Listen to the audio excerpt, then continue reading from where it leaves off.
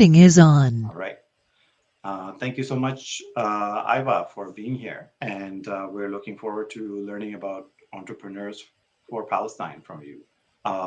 And um, uh, I have shared Iva's LinkedIn profile and TED Talks with the group prior to the call.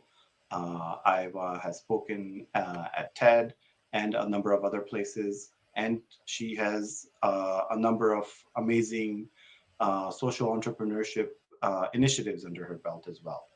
And now she's also the co-founder of Entrepreneurs for Palestine as well.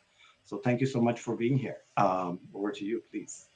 Great. Thank you so much, Salman. Thanks, guys, for being here. Good to see some familiar names and faces.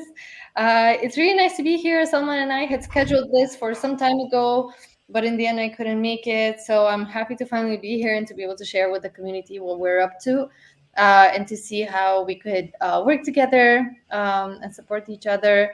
I'm happy to just share a bit about myself and what got me into this work, and then tell you more about Entrepreneurs for Palestine, what we do, and yeah, just see whether any of you have any ideas, connections, entrepreneurs that you know that you want to recommend for our network or anything else like that. So about myself, I'm originally from Bulgaria, currently based in the Czech Republic. For the past 7 years, I was involved in the field of social entrepreneurship, as Salman mentioned. My company, Humans in the Loop, works with refugees from different war zones and in places that are in active conflict or post-conflict. So we have teams in Syria, Iraq, Afghanistan. We're working with refugees in Kenya, Uganda, the DRC, refugees from Ukraine, in Europe, and so on. And the whole idea of the organization is to provide them with online jobs.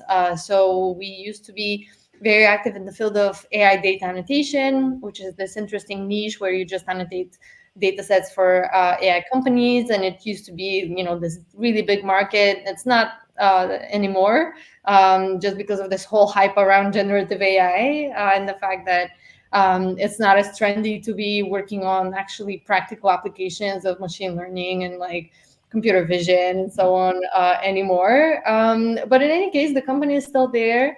I had to step out due to my maternity leave, which started almost exactly when the genocide started in Gaza. So my son was born in November of 2023. So in my last month of pregnancy, I was over there in like protests, and also with him afterwards when he was born, just carrying him to all of these protests that were happening here in the Czech Republic, even though arguably, it's not a very Palestine friendly place. The protests here are usually like 50 to 100 people.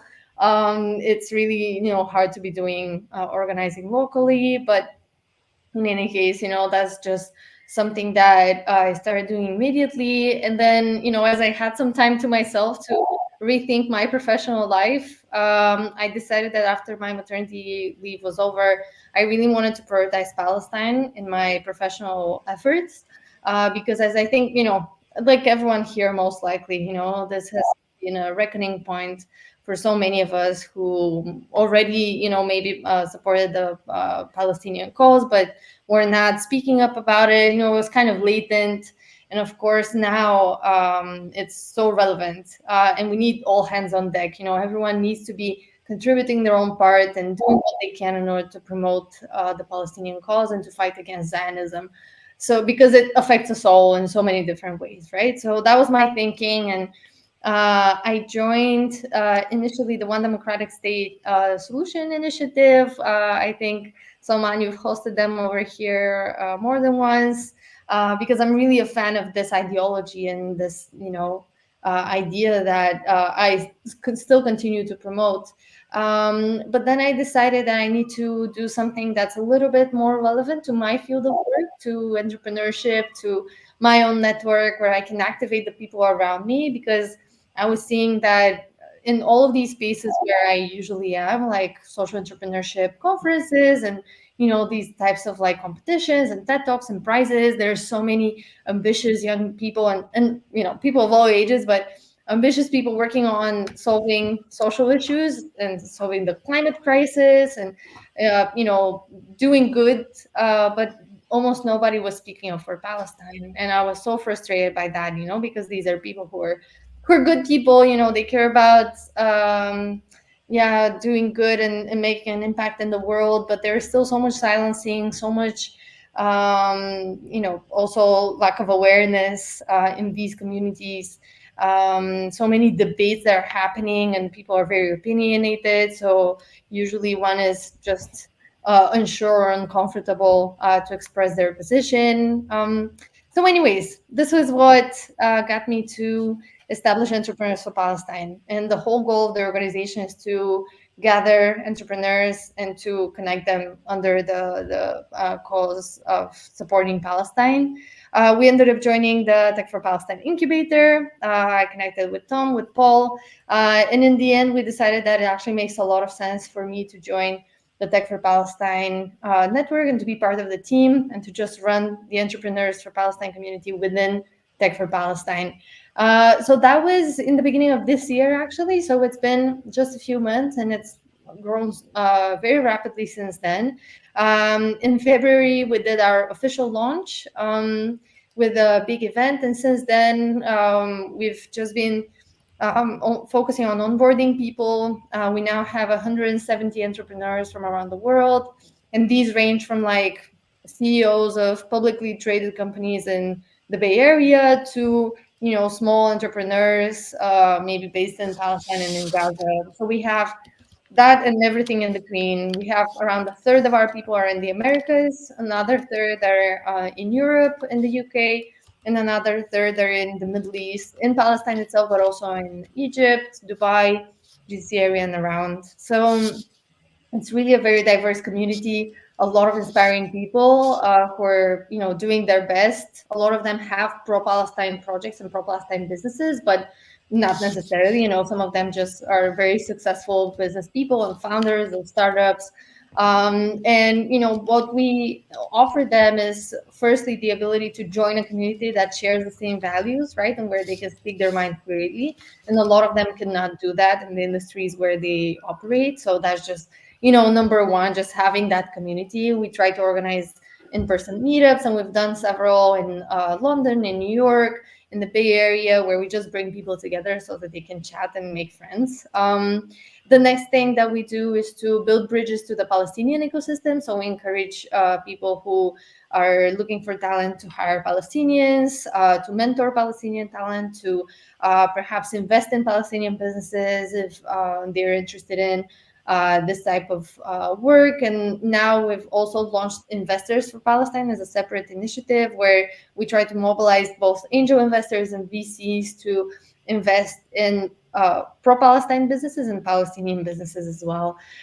So that has kind of, yeah, sprung up from our efforts. And then, yeah, the third thing that we do with Entrepreneurs for Palestine is to encourage founders to boycott Israel. So to boycott Israeli technologies, Israeli companies, Israeli VCs. So that's also why we wanted to create this kind of alternative ecosystem of investors and to be able to do some matchmaking so that entrepreneurs from our network who are raising money would still have, you know, some kind of an alternative community where they know that these investors are going to be values aligned with them. So yeah, this is essentially what we've been up to so far. We're trying to, you know, this is also new for me in terms of community organizing. I've never done that, so it's quite an interesting challenge to first think about how to attract people and how to scale, you know, the outreach, but also how to activate all of these people that you have in your community, how to keep them engaged, how to maximize the enormous potential of these people that sometimes, you know, they have great connections, they have great power to do a lot of things. So how to, yeah, just make the most of this whole human potential that's come together. So that's one interesting challenge that I'm working on, and I'm trying to, you know, just find different ways to engage people, because someone, as you know, when you have a community, some people are more inclined to join calls, others mostly read the newsletter, third ones prefer to meet in person. So, you know, just trying to have all channels and reaching out to these people and putting them in touch with each other. And this is where definitely, the magic happens, where they actually connect with each other. They start partnering, they start mentoring each other, or helping, or just cooperating on different projects.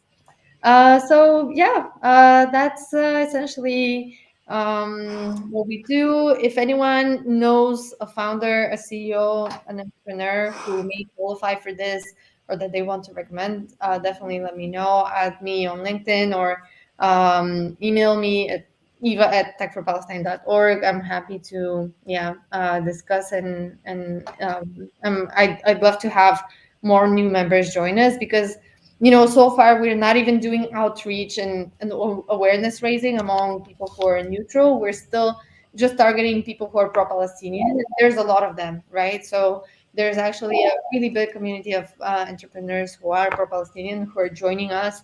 Sometimes they are finding they're the ones finding us. Sometimes I'm the one reaching out to them when I see someone has commented on LinkedIn, for example, on one of these posts, and they're obviously, pro-Palestinian, and they're supporting the Palestinian cause, and it turns out that they're also founder.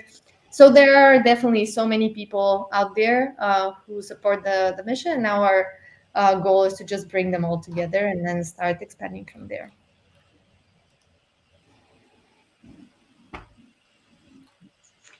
Awesome.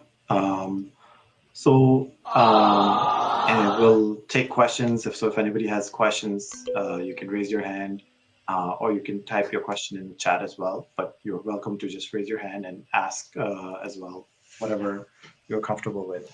So, one question I have immediately is like, what are like the kind of the categories or roles that are considered entrepreneurs? Like, would executives be considered entrepreneurs? Yeah, how do you define it? Yeah, so essentially, we're targeting founders and CEOs. So if you're the founder of a company, even if it's just a unipersonal company and it's just you, kind of a self-employed person, we have plenty of maybe like personal coaches or people who are, practicing professionals, but they have their own businesses, right? So they qualify, but you also qualify if you're the CEO of a company. Mm. Right. And then, um, and I always have lots of questions, but anybody else, please feel free to raise your hand. Okay, yeah. Okay, so I know my next question, but we'll take Adil and Zishan's question first. So Adil, please. Sure. Hi, Salman. Hi, Eva. Very good presentation and well done. This sounds amazing.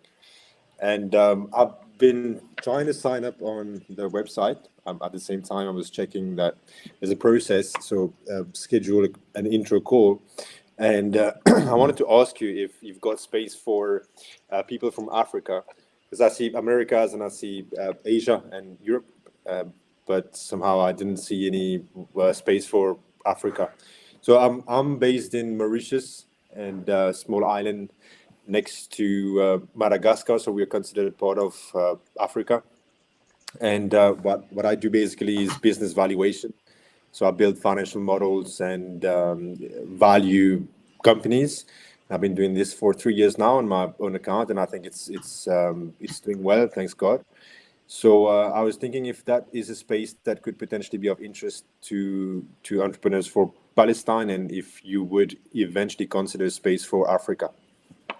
Oh yeah, of course. We'd love to have you, Adil. Definitely. We have, in Africa just from Egypt so far, but that's not because we have any limitations. It's just because we still don't have anyone who's raised their hand and they're like, "Hey, I want to participate." So we'd love to have you. Please do, yeah, sign up on our website. We're gonna Sure. have an onboarding call with you, and then yeah, we'd love to have you on our network. Mm, Awesome. yeah. Yeah, so we do have all six continents covered. But for example, in Asia, we just have maybe a few members. So primarily, yeah, Middle East, Europe, and North America are the locations where we are at. South America, we also just have a few people. Excellent. Thank you. Thank you. Great. Zishan, please. Yeah, hello everyone. Good evening from India. Assalamu alaikum. Um, Uh, so I just had a couple of questions. First one is to Eva. I saw her interview and just wanted to ask, she said the initiative is by her husband, the main idea, the main brain behind all this. I just wanted to know, like, if he is there on the LinkedIn that I can see his profile or something. Sir, can you repeat? I'm not sure I heard you, Oh, Zishan. okay. Am I audible now? yes. Okay. So my first question was to Eva. Like, I saw her interview and she stated that the whole idea and initiative is actually by her husband, like, the brain behind everything. So I just wanted to know, like, if his profile is available on LinkedIn or somewhere I can see, who he is. Ah, okay, yeah, yeah. Definitely, he's the inspiration behind it, but the brain is all me. Oh, So okay. of Okay. course, there's a great man behind every great woman. Okay. But yeah, he's actually not involved in Palestine advocacy professionally. Okay. He's doing his own part. Oh, cool. But Sounds yeah, good. he's actually in the field of renewables. Hmm. Oh, okay. Yeah. And yeah, and regarding the CEO or tech initiatives and those kind of things, I'm not sure if you guys have heard, like, these people are talking about there will be $1 billion companies that are going to emerge in 2026 upcoming, and these are the kind of discussions that are going on amongst the elite tech leaders that we talk about. So yeah, these kind of things are going to come up. So I think the potential stands at the point where anybody can do it, I think. So we shouldn't only be looking at, like, some big tech CEOs or executives. Like, there are a lot of people that might be doing work silently as well. Thank you, Zishan. All Yeah, right. that was Uh, Thank you. Ishtiaq, please. Yeah. Hey, Eva. Thank you so much for everything you're doing. Just wanted to quickly address something Zishan said about the $1 billion company. That's on social media everywhere you see it. So my background is in marketing. All right, and if I was to sell more AI products and everything, that's the kind of hype I would put out there via my marketing to tell them, hey, use more AI, okay, to sell more AI. All right. So I'm this whole idea that there's going to be a $1 billion company, $1 billion company. I don't know if that's going to happen because AI, Apple just released something. I think research recently which stated that the whole thinking thing that AI is doing, it's not really thinking. Yeah, it's just I'm just saying that it's a lot more hype than reality, basically. Thank you. Yeah, I sorry to intervene. Like, I would say, yeah, I understand that point. Like, I did read that paper as well, and I even posted it as well on my LinkedIn. So yeah, I do understand the implications of saying that, but I think, like, if someone understands how a machine has to be trained in terms of understanding of the language, the nuances of it, I think certain things can be done. But yeah, let's see how it goes, I would say. I've made money using AI. All right, so I'm not gonna knock it, but I'm just saying the $1 billion company is probably more hype than reality. That's all. Yeah, it Thank you. depends. I guess the approach would matter. I would say, like, I think a lot of people are trying different ways to see how what exactly can work. Like, if you look at VJPA from Meta and all those things, like, there are different approaches and techniques that are being tried to mimic how exactly AI has to be trained in the form of the way human child is trained. Showcasing, like, showing them stuff and those kind of things. But still, I would say, like, there might be some, what do you call it, missing points over there. So yeah, let's see how it goes. Thank you, Zishan. Yep. All right. So I had a next question as well. So there's like a couple of founders that I know that are not publicly pro-Palestine, like their profiles, but they are pro-Palestine. Like, would those founders qualify to be part of Tech for Palestine? Yeah, Sorry, yeah, entrepreneurs absolutely. for The Palestine. Sorry. entrepreneurs. Yeah, yeah, because our network is not public. Like, you don't have to advertise that you're part of it. We do have a members database that's just internal to the members, but it's optional to sign up for it. So you don't have to advertise it publicly, or people don't have to know that you're part of the group. Of course, like, you can be part of our Signal group anonymously, but so far nobody has decided to do that.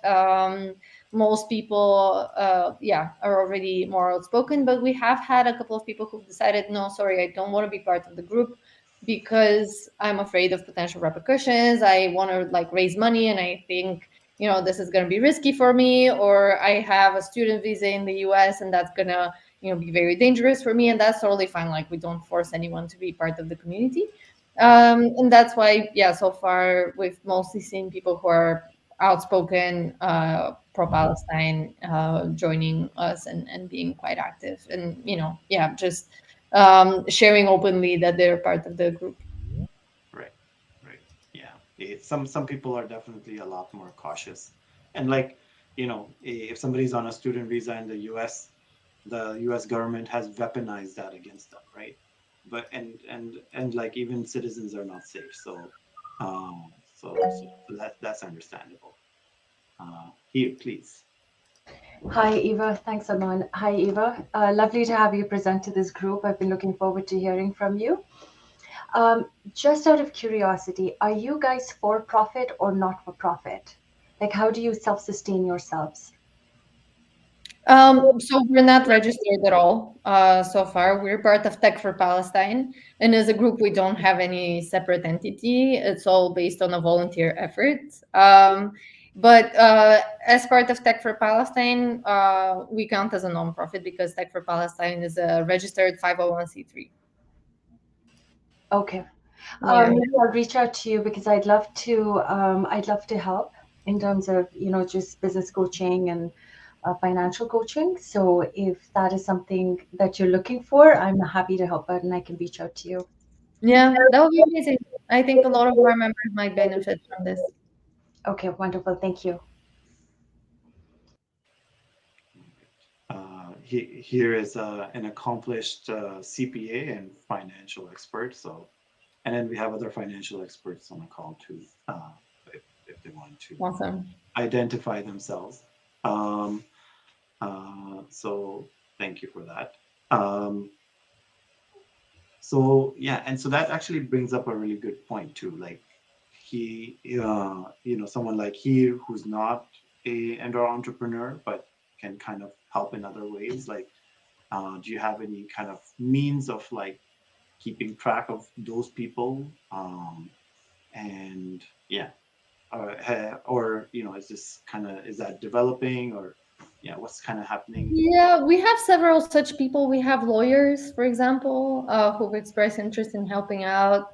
And usually we just have a call with the person and we list them as an ecosystem partner. So here you can become an ecosystem partner for us. And in our onboarding email to members, usually I mention, hey, if anyone needs legal help, we have lawyers. If you need this, we have maybe, if you need financial advice, we have like CPAs that are happy to help you, and we're pro bono.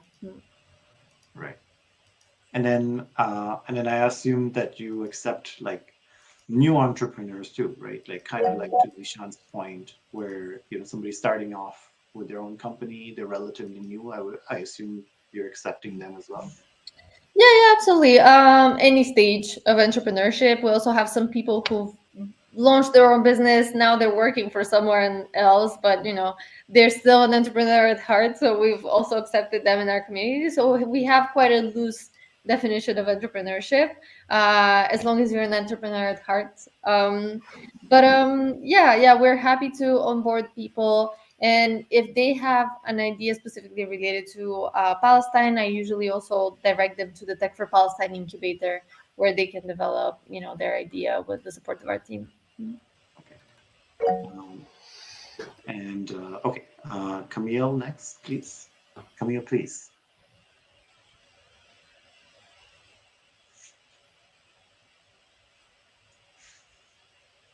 Sometimes the first time you join using this platform, it doesn't let you unmute and you have to like do permission changes and things like that.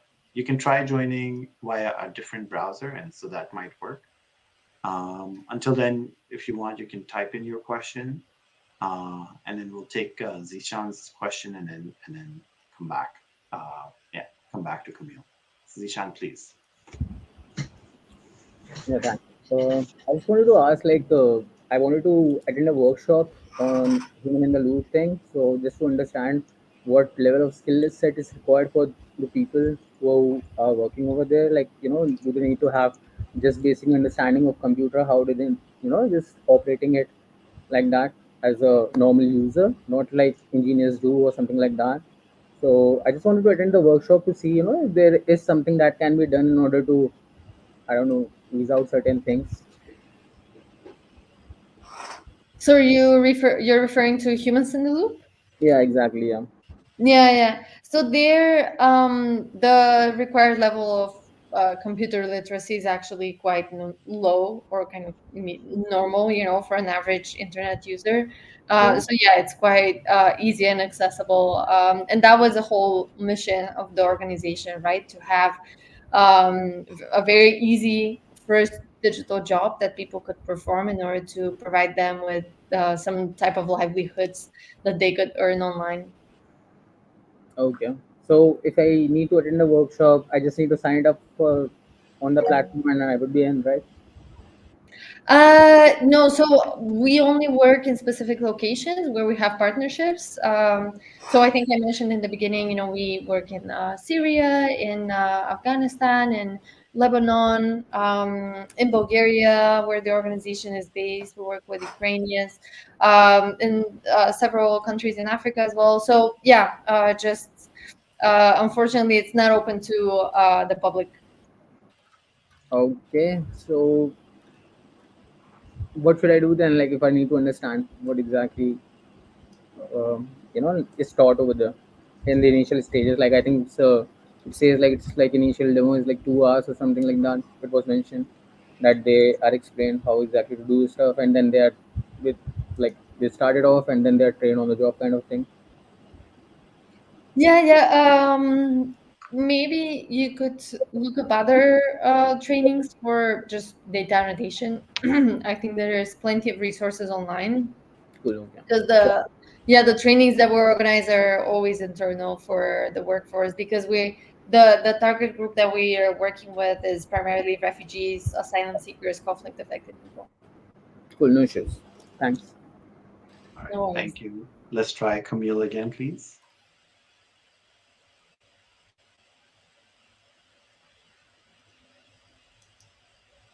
Okay, so still not I'm here. working. I'm here. I figured it out. Thank you. There you Yeah, I really enjoyed the learning about this. It's actually so fascinating. And there's lots of pieces to it, so I'm still just trying to wrap my head around all the pieces. But well, someone mentioned that there's a couple other financial professionals on the phone. I don't know who specifically, but myself and Adil are both economists. And as an economist, I've spent actually well, as an economist and also someone who's been helping families in conflict zones for, you know, over a decade, I've spent a lot of time thinking about this. Like, what if we could just create like this mobile economy and we could just move it to wherever migrants or internally displaced people or refugees, we could just move it to where they are and they just have jobs. Like, I've spent so much time thinking about that. And I love that you guys have figured that out. Uh, yeah, I would love to learn more about that, and I would love to like study it from like an economic perspective, like almost like a case study. Like I'm very interested in the secondary economy or whatever. Like there's this other project that I was talking to someone about like boycotting, but it's not BDS, it's not specific companies, it's just exiting the system. Yeah, well, that's super interesting, Camille. I would direct you. There's actually a lot of work already done on impact sourcing, which is how they classify our field. So yeah, just creating like an impactful type of economy, targeting specific groups that are usually excluded from the labor market. And we've partnered with a bunch of academics as well to work on different articles studying this type of model for job creation for refugees. So yeah, I'm happy to share with you some resources maybe or to brainstorm if you'd like to study this further. But yeah, I think it's definitely very powerful, especially in locations where refugees do not usually have the legal right to work. So it's kind of a gray area or a loophole that they can still work online and maybe earn some money through online sources. Of course, the best thing to do is to fight for their legal right to work in the country. But since that's usually a long battle, in the meantime, we use solutions like these ones.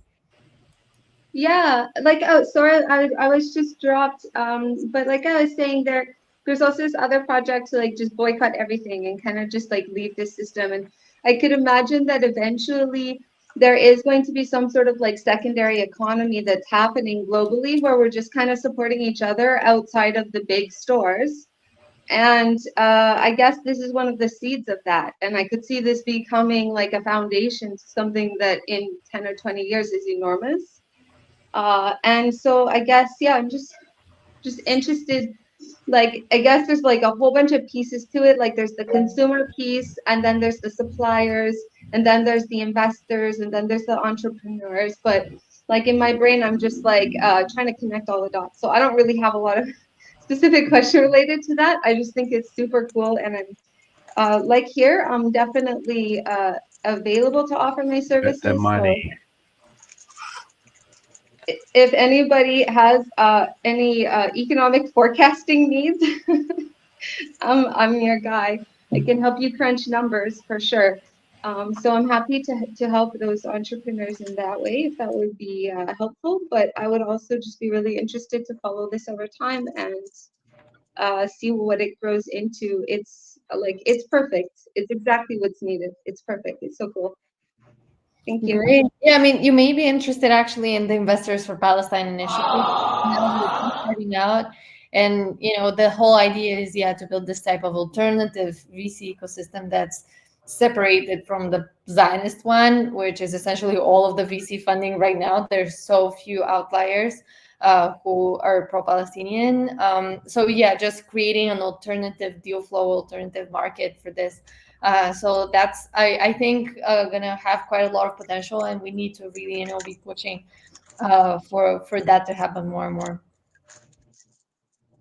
Yeah, like I have a friend inside Gaza and she launched a little online store and she sells like Propel t-shirts and stuff like that. Like we should be supporting even things like that if possible. I don't know if there's anything like that that's ever hit your radar, but just like little online stores, if there was a way that we could promote those within our networks, I think that they could be really successful. And I think like if we did maybe a survey of like pro-Palestinian people and asked them like, what do you find hard to buy when you're following BDS? What do you need to buy and be able to source more ethically, and then feed that information maybe back to like some single moms in Gaza who could, sell those things through their store. Like there has to be a way that we can also. So I know I'm getting a little bit outside of like the investor entrepreneur angle, but I think it's somehow linked because there's probably lots of like just small entrepreneurs even inside Gaza that are trying to launch stores and need our help to market them. Yeah, no, that's absolutely right. And there's a couple of projects within Tech for Palestine that you may be interested in looking up. One of them is, of course, Boycott. They have this feature called Zoomies, which promotes pro-Palestine businesses. And then the other one is Watermelon, which is a website for pro-Palestine goods, primarily, fashion and so on. But yeah, both of these are really great resources and are kind of in the direction that you're thinking. Mm-hmm. Thank you. Thank you, Camille. Yeah, like it's amazing when so many other great initiatives they come together, and like Camille made a really good point. Like this is a seed of something that's gonna become something really great over the next decade or so. And whatever we can do, to promote that, we should participate in that as much as possible. Jack, please. Yeah, Salman, I think you did the best thing by bringing us all together. I think it's putting the wheel in motion. All right, good things are definitely going to happen. I'm like Zishan said, inshallah, definitely. Yeah. Anyways, I want to touch on something Camille said. All right, obviously, some of I used to be the marketing director for an organization known as the Government Blockchain Association. It's an outfit. It's a non-profit based out of Washington D.C. And one of the things we work on is introducing blockchain technology into government offices for greater accountability and transparency and everything. And while you guys were talking, all right, because when I was the marketing director, I came across so many solutions which can be incorporated into what we're doing. Um, and Camille said something about moving away from the I guess you could say Zionist infrastructure that we are trapped in all of. Web3 may actually hold an answer to that. Okay, blockchain based, NFTs and everything. The whole crypto space is something there. I always tell people, listen, if they're trying to, what do you call it? Crypto, there's a lot of, there's good, there's bad as well. All right. And when the government tries to do a little bit too much, I don't trust governments. So I always say they're trying to figure out how to make money first for their own people, and then they're going to roll it out, and then, they're going to control it. So I think that, Web3 solutions, there are some out there which can help us, slowly, move away from this. But of course, crypto is sometimes problematic depending on which currency you go for. And yeah, but I think that I think it's going to happen. All right, I think it's picking up steam a little bit, but it's going to happen. Bitcoin, I would rather, I offer my marketing service. If I could, Bitcoin is banned in Bangladesh, right? But if I could get paid with Bitcoin, I would take that over USD any day. Anyways, thank you. Thank you, Ishtiaq. Uh, and Tech for Palestine has many tech projects going on. And so maybe something related could be proposed to them as well. So they do take proposals. And then, they're always looking for volunteers, even if you're not non-technical, but you can provide leadership and project management and other kind of skills that are needed for all projects, whether it's tech or otherwise. You need all types of people to do any major project, right? And so there's always volunteering opportunities with these initiatives. And E4P, like I've already mentioned, is one of the initiatives under the Tech for Palestine umbrella. So that's awesome. Yeah. Yeah, If I would Oh, sorry. I would recommend there is one project coming out of Palestine called Impacto Money. And I can put you in touch with the founder if you're interested. And their goal is to use blockchain and crypto in order to facilitate the flows of humanitarian aid towards Palestine and to kind of rebuild the Palestinian economy in this way. Nice. So yeah, of course, like it's a really interesting space. And a lot of people who are passionate about crypto can definitely think about how to help rebuild the Palestinian economy and using this type of technology. Absolutely. There was one more thing. There was, you talked about, helping refugees find work online, right? Okay. That's important, yes. But also, there was a tool I came across called Earth ID. It was one of our solution providers at the GBA. And Earth ID, basically what it was, like an identity system that would hold all your data. So in case if something happened, you have to drop everything and leave, you can always access your data no matter where you are on the planet. Okay, if you're a doctor, if you're an engineer, because over here in Bangladesh, we have, I found it a little interesting because over here we have got about 1.4 million, I think, Rohingya refugees in Bangladesh who are, kind of unfortunately trapped here in the refugee camps. And my opinion has been, listen, you have to bring them into the population. All right. I've seen what happens elsewhere. Okay. I do not want, people trapped generation for generation, in a refugee camp. Find the doctors, find the, highly skilled ones and let them bring in. Unfortunately, what happened? There's a lot of, unfortunately with opportunity comes, what do you call it? The opportunity for criminals as well. All right, they are creating fake certificates, fake this, fake that. You don't know what to trust, what not to trust. But if you're in a country, let's say you are in, you're in Czech Republic right now, right? Am I correct, Eva? Okay, good. So let's say you are a doctor in Czech Republic. All right, you get your certificate on a blockchain, on Earth ID or whatever. No matter where you go on the planet, it's there. People can look at it, they can scan it, they can verify it. Yes, this was issued by the I don't know, University of some Prague in Czech Republic. All right, and that's something we probably can help as at least that is the direction I would like to see technology go help refugees as well, basically. Anyways, thank you. So I had one more question since nobody else has a question right now. So in the last 20 months, we have featured a large number of organizers, and they're kind of like social entrepreneurs, maybe you can say, like people running like DEI companies, and some of them are just 2 people, 3 people, or even a single person. Um, and then there's also we had Yusuf Al Zaim from Hopeline Connection, who is running this organization that is helping Palestinians in Cairo do work remotely and helping a lot of people there. A couple of weeks ago, we had Vasla Connect present. I'm guessing you were connected to them already. And we Yeah, had, and I think Kateka is on the call. yeah, I think I was on the call, so thank you. So, like, would all of these categories of kind of entrepreneurs also fall in your kind of circle? It would have to be a for-profit business. So if there is a for-profit angle, and ideally, a registered for-profit business, then yes, definitely. But if it's a non-profit initiative, then no, unfortunately. But such projects, and especially if they're pro-Palestinian, they would definitely be welcome at Tech for Palestine. Again, either through the incubator, or if they want to just get in touch with Tech for Palestine and see how we could cooperate. But yeah, absolutely.